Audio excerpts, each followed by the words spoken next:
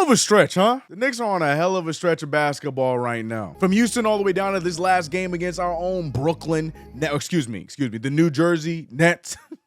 Yo, I ain't gonna lie. I felt just a tiny bit bad for Mikal Bridges. He was asked how he felt playing away when technically you're supposed to be home, and just listen to the way I'm gonna add music to add emphasis on how Mikal Bridges answered this question. I mean, I feel like any person in here is not fun and you feel like you're at a away game at home. So that's for probably any person sitting in here, any person alive. So it was hype. I ain't gonna lie, it was an ugly game in the first half. It was bad, but luckily second half, everything got activated. Knicks won. We'll talk about that, but we also need to talk about trade rumors. The deadline is coming up February 8th. Are the Knicks going to jump back into the trade pool and make a move? We got names all over the place. Are the Knicks going to just continue to dabble, or are they actually going to make a move for somebody? A lot happening, but the Knicks are playing hot right now. Is it necessary? Is it not necessary? Let's talk about all of it.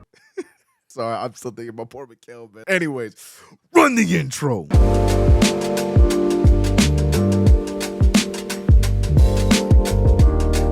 What's going on, CK Crew? It's your boy CK2K, and welcome back to another video. If you haven't already, subscribe to the channel, hit the notification bell. Do not forget to like this video. Also, go check me out on my social medias, man. I'm over on Instagram, everywhere CK2K. Follow me up. Let's just talk about this Knicks game real quick, and then we gotta get into the trades. Them trades, I tell you. But what can I say? I mean, I feel like the story for the last 5-6 games, hell, I'll be real.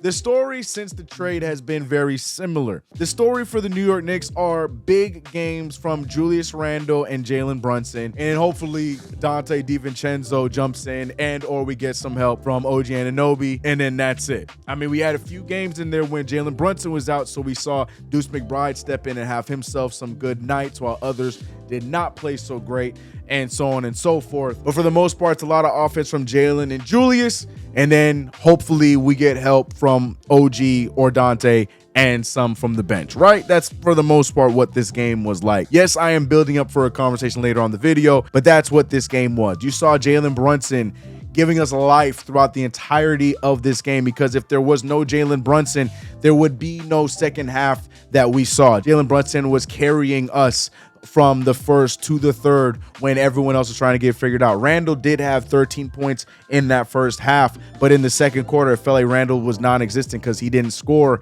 much in the second quarter. OG Anunoby was having himself a slow night, but defensively was a monster with 4 steals, a block, also had some really key moments. But we also did see Mikal Bridges give him a little bit of run for his money. We saw Cam Johnson attacking Jalen Brunson. A lot of things were going all over the place. But Julius Randle played tremendous in that second half after scoring 13 points in the first half, and it felt like Randle was starting to fall off. He just showed up at the end of the third quarter and the fourth quarter and willed us to victory. Brunson did what he had to do throughout the majority of the game while Randle took us home. And in theory, that's a great formula. I mean, yes, you would love to see some help. I mean, Hart only had 2 points in this game. We saw Grimes start off good and then just all of a sudden forgot how to shoot. Deuce McBride helped out in the fourth quarter. We saw some really solid minutes from the bench unit in OG Anunoby to start off the fourth. But for the most part, offensively, when it comes to this team, it's the Jalen Brunson and Julius Randle show. And with these teams, that's fine. When you're playing against the Houstons and the Washington, which was a close game for no reason, like this Brooklyn game was a close game for no reason, you know, those games, it's okay to have this. You know, it's okay to have those nights. We saw Toronto start off close and they ran away with it. You know, it's good to have those. But now the real tests are about to begin. We're going to see what this team as constructed can do against a Denver Nuggets tomorrow. We're going to see what this team, if no trades happen between now and Saturday, we're going to see what this team looks like against a sort of newly put together Miami Heat team on Saturday. So these are where the questions lie. Like, is this team as constructed okay to go forward with for the remainder of this season? I've said it in videos prior to this one, and I'm saying it again today. No. I mean, if you're okay with just going with this and hoping to go all in free agency and in the trade market in the offseason, then fine. But if you want to have another run that can duplicate last year's one, but actually with more success after the second round, I think that piece would be a scorer. I mean, obviously, at the top of the list, you're looking at DeJounte Murray. You're looking and hoping for this team to go after DeJounte Murray, but it's being reported across the board that DeJounte Murray seems to be out of the radar for the Knicks because the Knicks, for several reasons, might not make that move. There's so many different factors as far as to us not making that move, and then now it's also being rumored that the Lakers and the Hawks are trying to find a third team to make that deal go through. So I'm not sure if the DeJounte Murray deal is going to happen, but the Knicks have other options. We're seeing and hearing from Woj, from Fred, from Ian Begley. We're hearing all these rumors that the Knicks have their eyes and have open lines with other teams to get guys like Jordan Clarkson, Malcolm Brogdon, Bruce Brown, who was just recently traded. And one move that I feel like no one's really talking a lot about, Daniel Gafford.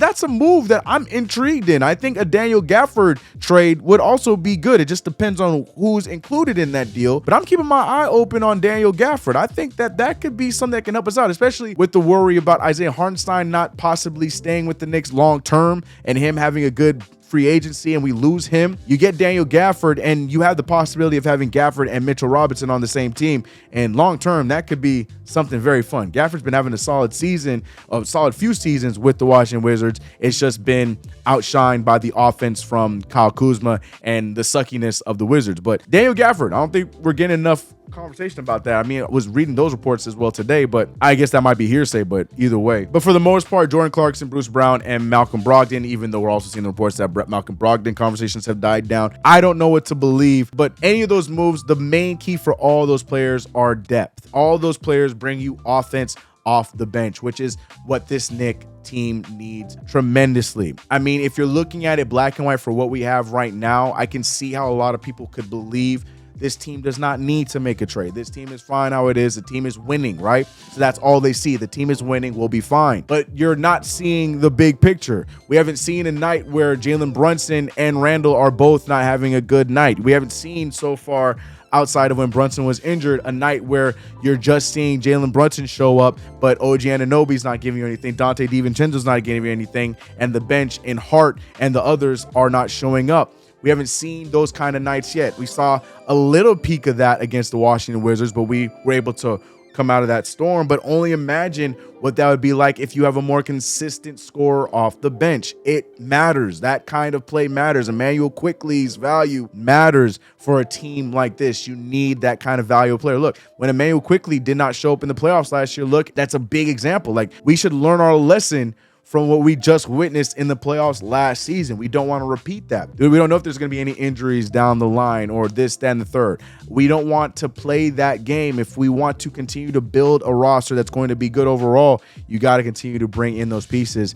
And the Knicks have already gotten rid of 3 of our big young pieces going forward, as Emmanuel Quickley, Obi Toppin, RJ Barrett. So you already know which direction this New York Knicks team is going. So if you're going to go in that direction, go all the way. Make sure you're continuing to bolster this team with players that are vets that can give you that oomph going into the playoffs. And I think any of these names do that. Some names more than others. I think Bruce Brown, I feel like he might be a little bit more expensive than need be. But again, he is a champion, so people are looking at it as such. Jordan Clarkson is probably my favorite on the list. Malcolm Brogdon, as a player strictly, is a guy that I would love for the Knicks to go after, but then the injuries are what worry me. OG Anunoby is an injury-prone player, so I'm already worried about what the future is looking like for him. Don't need 2 players like that on the same team, but I would gladly take Malcolm Brogdon. But yeah, man, I know we were supposed to talk about the Knicks win, but the Knicks won like we're supposed to. We're on a great winning streak right now, but we're approaching that trade deadline really shortly,